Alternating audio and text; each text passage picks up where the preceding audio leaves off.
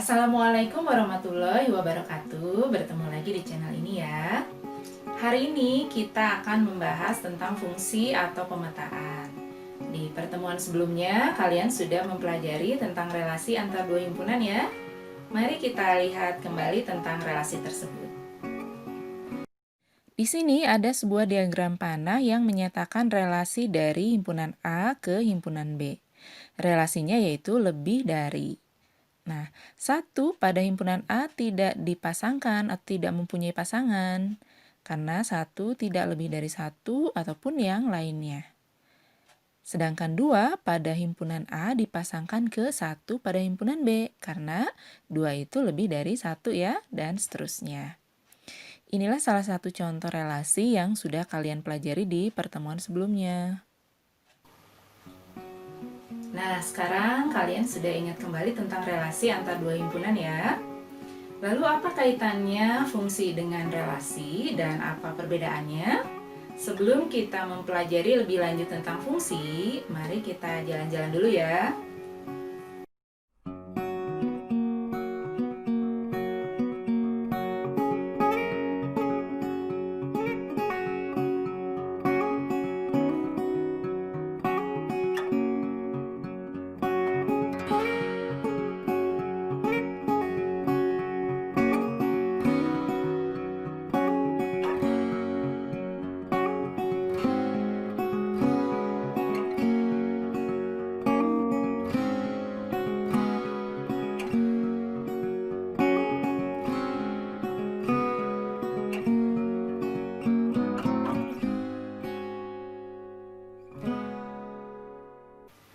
Berdasarkan tayangan tadi, kita dapat menggambarkan sebuah diagram panah yang menyatakan relasi antar dua himpunan yang ada di dalamnya, seperti berikut ini. Di sini ada dua buah himpunan. Himpunan A yaitu himpunan dari nama-nama ibu kota negaranya. Sedangkan himpunan B adalah himpunan dari nama-nama negaranya ya. Relasi dari A ke B adalah ibu kota negara. Misal, Jakarta adalah ibu kota dari negara Indonesia. Nah, relasi yang dinyatakan dalam bentuk diagram panah seperti pada gambar ini adalah relasi yang merupakan sebuah fungsi. Untuk melihat ciri-ciri fungsi lebih jauh lagi, mari kita perhatikan dan amati beberapa gambar diagram panah berikut ini. Diagram panah yang pertama ini menyatakan sebuah fungsi. Begitu pula dengan diagram panah yang kedua dan yang ketiga. Ini semuanya merupakan sebuah fungsi. Nah, jika kalian amati, setiap anggota pada himpunan A ini memiliki tepat satu pasangan pada anggota himpunan B.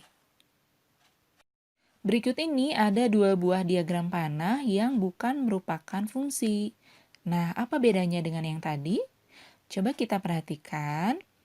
Pada diagram panah yang pertama, ada anggota himpunan A, yaitu 1, yang memiliki dua pasangan pada anggota himpunan B. Dan di gambar diagram panah yang kedua, ada anggota himpunan A yaitu 3 yang tidak memiliki pasangan pada anggota himpunan B. Nah, dari sini kalian sudah bisa menebak ciri-ciri dari sebuah fungsi ya. Fungsi atau pemetaan dari himpunan A ke himpunan B adalah relasi khusus yang memasangkan setiap anggota A dengan tepat satu anggota B. Nah, setiap fungsi memiliki daerah asal atau disebut juga dengan domain, lalu daerah kawan atau kodomain, dan daerah hasil atau range. Mari kita bahas lebih jelas lagi mengenai domain, kodomain, dan range fungsi. Di sini ada sebuah diagram panah yang menyatakan fungsi dari himpunan A ke himpunan B. Nah, yang menjadi daerah asal atau domainnya yaitu himpunan A, yang anggotanya adalah 1, 2, dan 3. Sedangkan yang menjadi kodomain atau daerah kawannya adalah himpunan B, anggotanya yaitu 3, 4, dan 5. Nah, yang menjadi daerah hasil atau range adalah himpunan bagian dari B di mana anggotanya merupakan pasangan dari anggota himpunan A. Jika kita tuliskan ke dalam bentuk himpunan, maka domain atau daerah asal dari fungsi tersebut adalah himpunan A, anggotanya yaitu 1, 2, dan 3. Kodomain atau daerah kawannya yaitu himpunan B, anggotanya 3, 4, dan 5. Range atau daerah hasilnya yaitu himpunan yang anggotanya 3 dan 4. Setelah kalian memahami tentang domain, kodomain, dan range fungsi, sekarang kita akan membahas tentang banyak fungsi yang mungkin terjadi dari dua himpunan. Misalkan di sini ada dua himpunan A dan B. Yang pertama, A memiliki dua buah anggota dan B memiliki sebuah anggota. Nah, banyak fungsi yang mungkin terjadi dari A ke B, hanya ada satu kemungkinan.